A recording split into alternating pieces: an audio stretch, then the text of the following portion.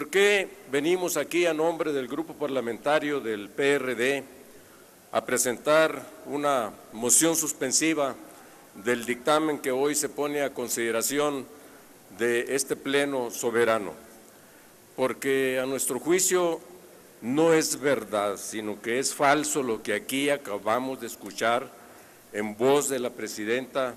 de la Comisión Dictaminadora, la de Gobernación, porque no es verdad que se esté queriendo cumplir con el contenido de esta reglamentación de la sentencia de la Corte. Incluso termina diciendo todavía, esta es la tercera generación de las reformas electorales, y resulta que lo que se propone en un transitorio es que esta ley que se pretende sacar adelante entre en vigor hasta el 2019, es decir, después de que se lleva a cabo el proceso electoral más importante del México contemporáneo. Miren,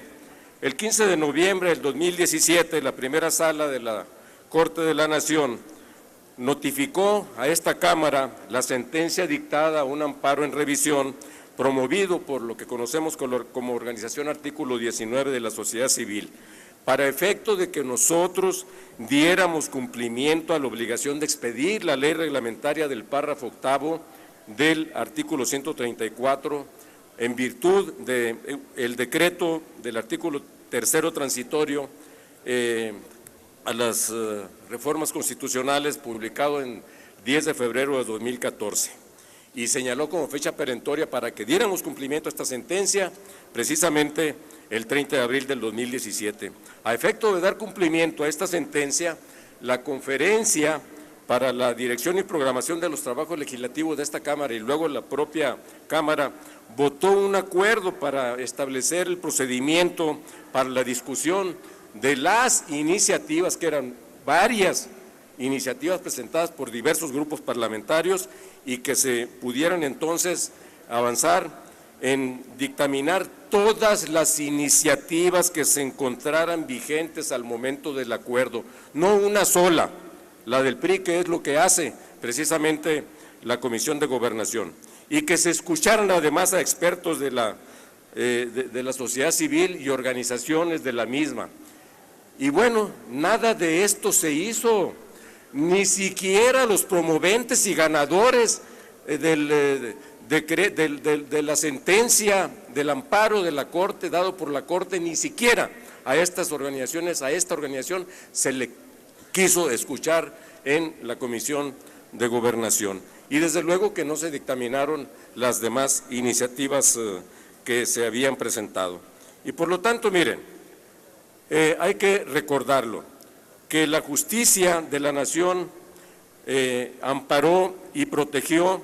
a esta organización, artículo 19, en contra de la omisión del Congreso de la Unión de expedir la ley reglamentaria, como lo decíamos, y que, por lo tanto, se atendiera a lo que la propia Corte dijo, señalando la falta de reglas claras y transparentes que establezcan los criterios con los cuales se asigna el gasto de comunicación social de las distintas instancias de gobierno, constituye un medio de restricción indirecta a la libertad de expresión prohibido por los artículos 7º de la Constitución de los Estados Unidos Mexicanos y la 13.3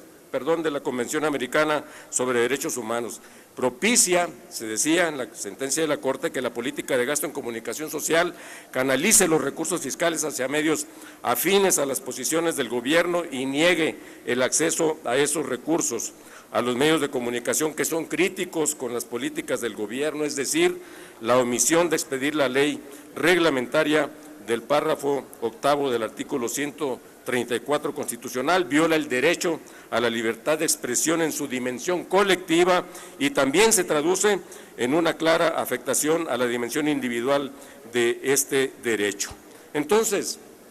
todo esto que planteó la sentencia de la Corte, a nuestro juicio, no se atiende porque se saca una ley o se pretende sacar una ley general de medios de comunicación, que esta,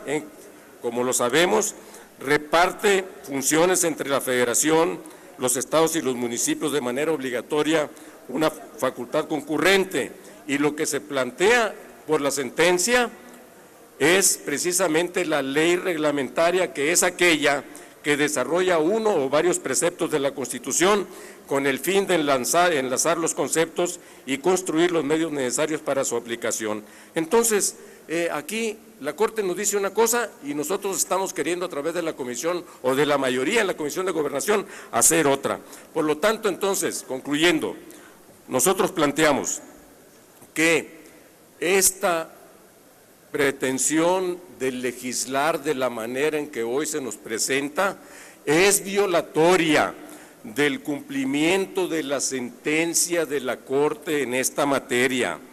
Por eso estamos planteando que se regrese, que se declare, se acepte la moción suspensiva, se regrese a la Comisión de Gobernación a efecto de que se haga un nuevo dictamen, corrigiendo desde luego el actual, elaborando con todo lo que se tenga que hacer, escuchando las organizaciones de la sociedad civil, se dictaminen el conjunto de las iniciativas como aquí lo habíamos acordando, y que no se simule cumplimiento de la sentencia, que es ante lo que estamos. Es una pretensión de simulación, es una falsedad, y nosotros sí queremos que se cumpla la sentencia de la Corte, no queremos la simulación. Por eso estamos queriendo que se declare, se acepte la moción suspensiva y se regrese a la Comisión de Gobernación. Por su atención, muchas gracias. Es cuanto, presidente.